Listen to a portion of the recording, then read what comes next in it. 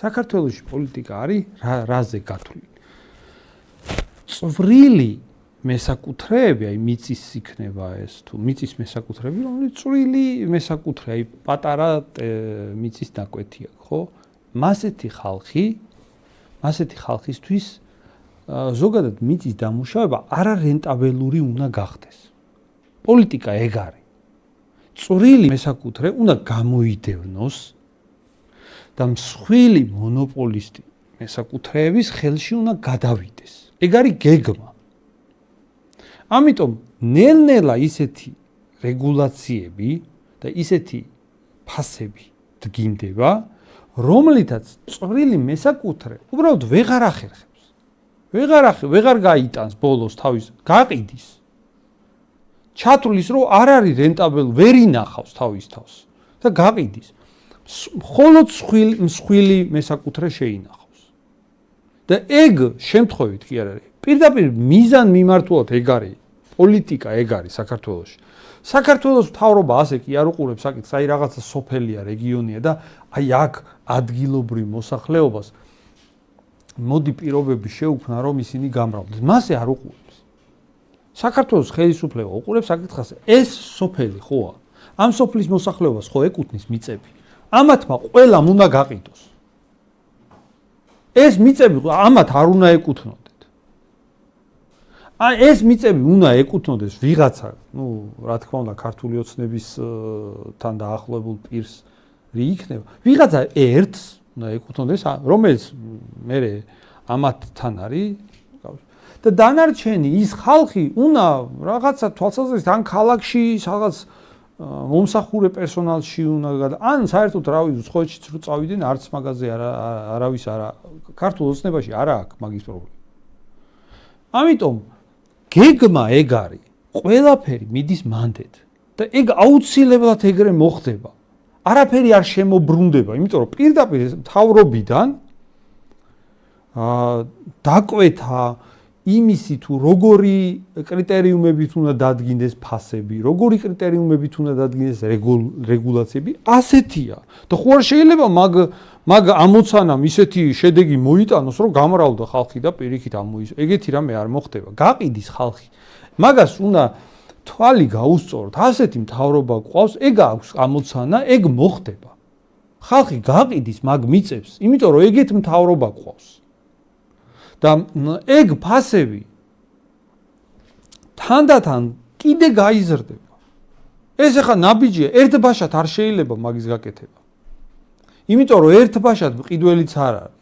თანდათან ის საერთოდ არარენტაბელური გახდება ადამიანებისთვის და გაყიდია. ამიტომ საერთოდ რა ხდება? მანდ ყოველთვის უნდა ვეძიოთ იქ ვიღაცა რომ რაღაც ცვლილებას ახდენს, მას რაღაც მოტივი აქვს და მაგიტო ახდენს. წყალზე რომ ფასი იზრდება და როცა თან იმ დროს რომ გამოდიან და ვითომ ფასები შევამცირებ. ხო, მაგ დროს გამოდიხარ და ხო, ანუ ვისაც რაღაცა მიწათმოქმედებით არის დაკავებული, იმას ურთულებ. არ და საქართველოში მიწათმოქმედების საერთოდ გამართვა არის სასიცოცხლოდ მნიშვნელოვანი. მაგრამ არ არის მაგაზე. ამით მათ შორის საკვებსაც ხო აძვირებ. ეხლა ყველაფერს. შენ აი გასაგებია ეს მონოპოლისტები და ზედმეტი ფასნამატი და ყველაფერი, მაგრამ მეორეს მხრივ იმას რომ მოთხოვო რომ ცოტა შეამცირე, შესაბამის პირობებით ეხლა იმ ფერმერს კონკრეტულად რომელსაც სარწყავი წყალი გაუძვირეს, ხო? რაღაცა მოყავს. ეხლა იმას რომ წყალს გაუძვირებ, რავი შეიძლება ელექტროენერგია, კიდე რა მოყავს წყალი ყოველ შემთხვევაში გაუძვირეს. იმას ხომ ნაკლები საშუალება აქვს მე რომ ის კიტრი პამიდორია თუ რასაც შემოიტანს იაფად გახდეს. ნაკლები საშუალება. იმანაც ხო უნდა მოუმატოს რომ შესაბამისად ბიზნესმა იმუშაოს. და ნაკლები საშუალება რომ მქონდეს მაგისთვის არის ზუსტად საქართველოში საქართველო არის გადანაწილების პერიოდში. საქართველო არის რაღაცა ტერიტორიები ჯერ არა აქვთ დასაკუთრებული კერძო მონოპოლისტ მეპატრონეებს და მაგის გადანაწილების პერიოდში საქართველოში საერთოდ რითი განსხვავდება საქართველო მაგალითად ამერიკისგან, ხო? ამერიკაში კერძო სახლი, ორსართულიანი კერძო სახლი თავის მიწით მხოლოდ დიდრებს. იქ ვიღაც გაჭიროებული ადამიანი, რომელსაც ორსართულიანი კერძო სახლი აქვს, ეგეთი არ არსებობს.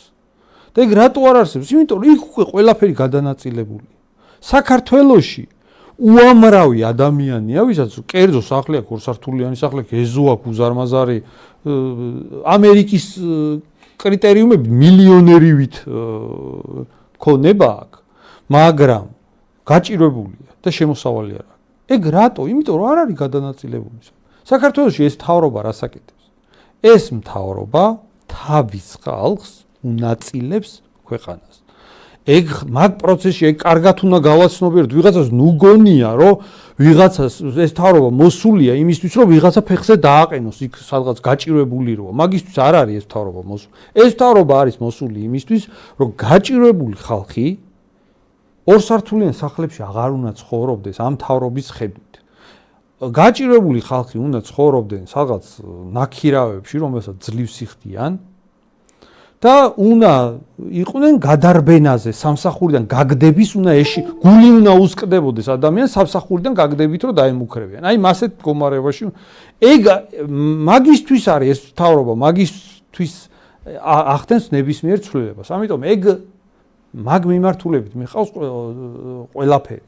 საქართველოში ცოტა ხალხი რაღაც ახლო წარსულს არის მიჩვეული. მაშინ ცოტა სხვანაირი მიმართულება იყო, სხვა პოლიტიკა, სხვა ამოცანები ქონდა. ეხლა სხვაგან ვართ, ეხლა აღარ ცდილობს არავინ მაგას, რომ გაჭიროებული ხალხი ფეხზე დააყენოს. ამიტომ ნურავის ნუ უკვირს, რომ ფასები იმატებს, მოიმატებს კიდევ უფრო და ამ ტყუილებს ნუ უჯერებს ნურავი. ამ თავრობის ელემენტარულ ბავშვურ ტყუილებს ნურავი ნუ იჯერებს, იმიტომ რომ მაგას თუ დიდი ხანი კიდე დავიჯერებთ. ეგ ნიშნავს, რომ კიდევ და კიდევ უფრო ეფექტურად მოგვატყუებენ და იმ რაც არ შედის ჩვეულებრივი მოსახლეობის ამოცანებში, ეგ რასაც მთავრობა აკეთებს, ჩვეულებრივი ხალხის ინტერესი რა არის? ჩვეულებრივი ხალხის ინტერესი არის ის, რომ საშუალო კლასი, ეგრეთ წოდებული, რომელიც დიდარი კი არ არის და რაღაც მილიონერები კი არ არის, მაგრამ საშუალო თავისი შემოსავალი აქ ნორმალური, ეგეთი ადამიანების რაოდენობა უნდა გაიზარდოს.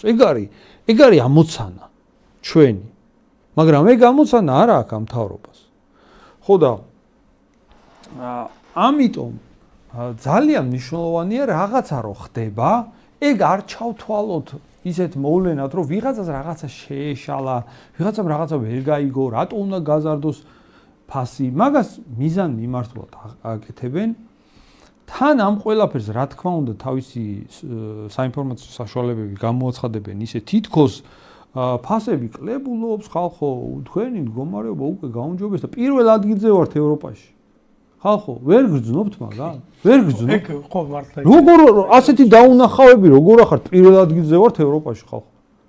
ხო, ეხა აი ამას გელაპარაკებად. საინფორმაციო საშუალებების მეშვეობით. ამ დროს პირველ ადგილზე ევროპაში კი არა, საქართველო არის, რა ვიცი, გამოქვაბულის, ქვის ხანის შემდეგ საქართველო. რა პირველ ადგილზე რა? საერთოდ საქართველო არის რაღაც პაპუა თუ ეკონომიკის თვალსაზრისით ვლაპარაკობ, პაპუასების ქვეყანაა,